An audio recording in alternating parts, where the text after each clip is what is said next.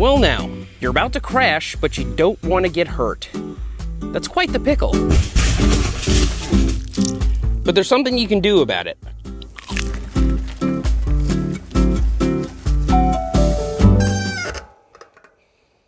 Brakes are sweet when they work.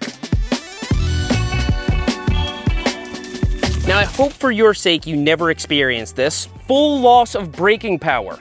Good news is you have 2 brakes, and so usually when you experience full braking power loss, it's only in one brake and you can at least try to use the other one. You know you've lost braking power because you pull the lever to the handlebar, and that's what it does. It just goes to the handlebar. And of course, the second you lose braking power, you should be using the other brake, the working brake, hopefully, to bring the bike to a stop. But what you should be doing with the non-working brake is pumping it rapidly. Squeeze that lever as fast as you can, as many times as you can, because it's possible you could build up enough pressure to make the brakes work again.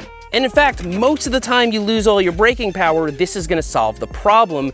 The only time it doesn't is when your whole brake hose is out or your brake cable is detached or something along those lines. Now, if all you have left is a working rear brake, this is when things start to get dicey, especially if it's really steep. You're just gonna have to try and maintain control and stop the bike as fast as you can. Avoid trees, big rock gardens, whatever you can.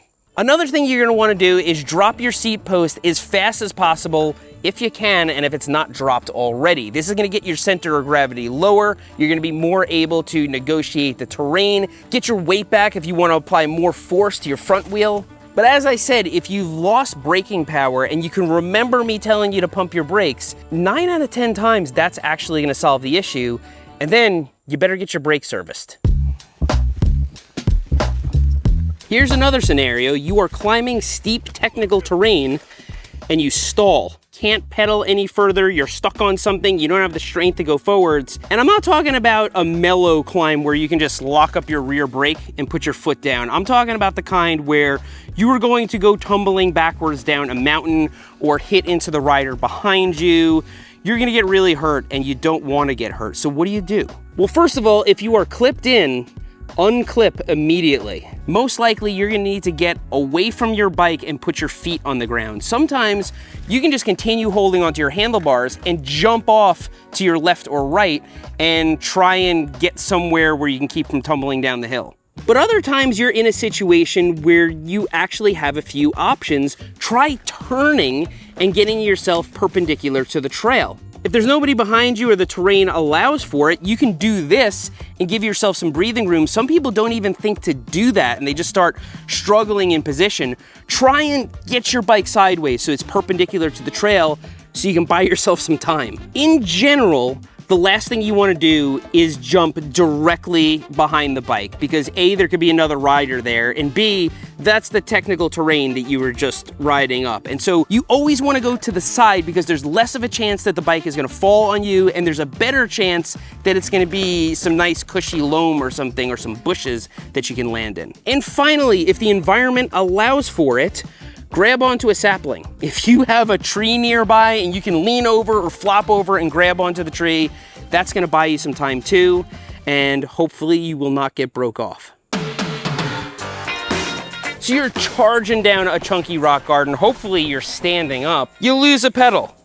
Now, I instinctively pinch my seat with my thighs to try and gain some kind of stability. Sometimes you actually plop down onto your seat, which is really unpleasant when you're riding through a chunky rock garden.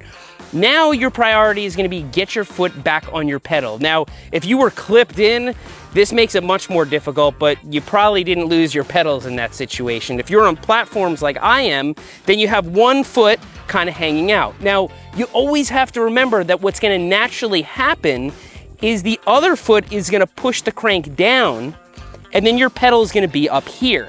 And so if you can practice some drills when you're on the ground, pedal goes up, put your foot there. Pedal goes up, put your foot there. The pedal's always gonna be in the same place.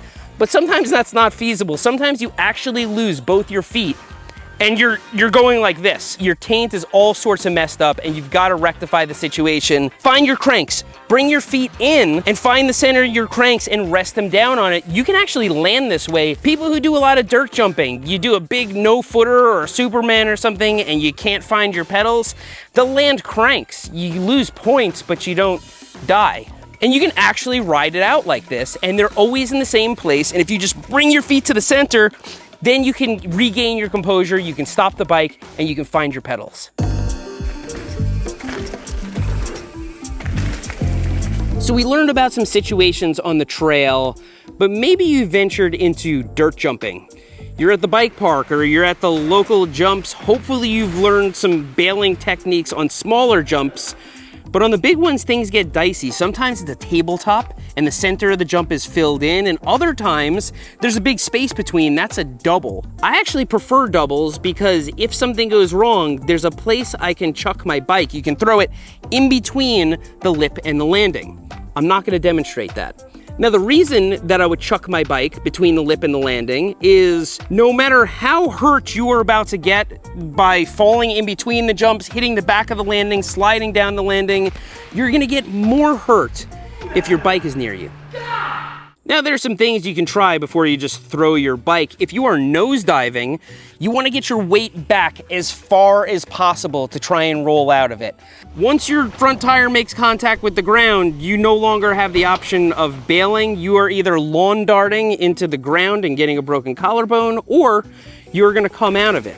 A tail dive can actually be pretty scary, but there are ways you can get out of that too. If you take off and your nose is way too high to make a landing without looping out, well, first of all, sometimes looping out is not that bad. If you can chuck your bike and put your feet out, you can land down the landing with your feet. If these solutions seem kind of vague to you, that's because they are. 9 out of 10 times, you should be ready to just chuck your bike and get it as far away from you as possible, and that's why I'm really stressing that. Crashing away from your bike always results in less injury than crashing in proximity to your bike.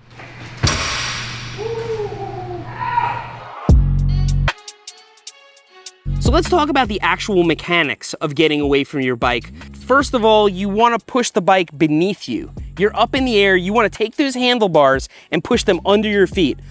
Push the bike down with your feet, pull them over the handlebars and chuck it underneath you. If that seems really difficult to do, people do it every day. It becomes instinct when you do enough dirt jumping, especially on BMX.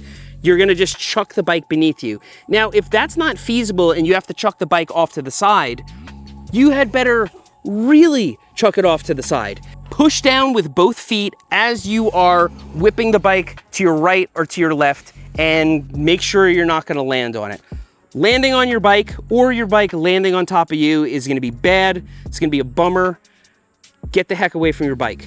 So let's say you've successfully pulled the ripcord. Full ejection seat, you are off your bike is far away from you. What do you do now? Well, you hear a lot of people say that when you are falling at high speed, you should tuck and roll. And that is absolutely true. If you're going really fast and you try to like run out of it, or you try and just stop dead with your feet, you're gonna start breaking bones. And so just go with it. Let yourself kind of roll out of it, and it's gonna maximize your chances of not getting hurt. But if you are on a big steep landing, you can also put your feet out and try and slide down on your butt. That's not always the most pleasant, and you might scrape up the back of your legs or something, but it's a lot better than some of the other things that can happen. Well, it's 90 degrees out, so I'm gonna do normal bike riding or air conditioning. I hope this saves at least one person from terrible injury. Hopefully it'll save way more. I know these are the types of things that you think of in split-second scenarios, but just knowing about it actually helps. You would be surprised how much time slows down and you're actually able to remember what to do. Again, if you lose braking power, pump the brakes really quick. If you lose your pedals, try and find your cranks. And if you are up in the air and things have gone south, it is time to chuck the bike as far away from you as possible. I hope you found this useful. I hope you learned something. And if you didn't, I hope you at least found this entertaining. Thanks for riding with me today, and I'll see you next time.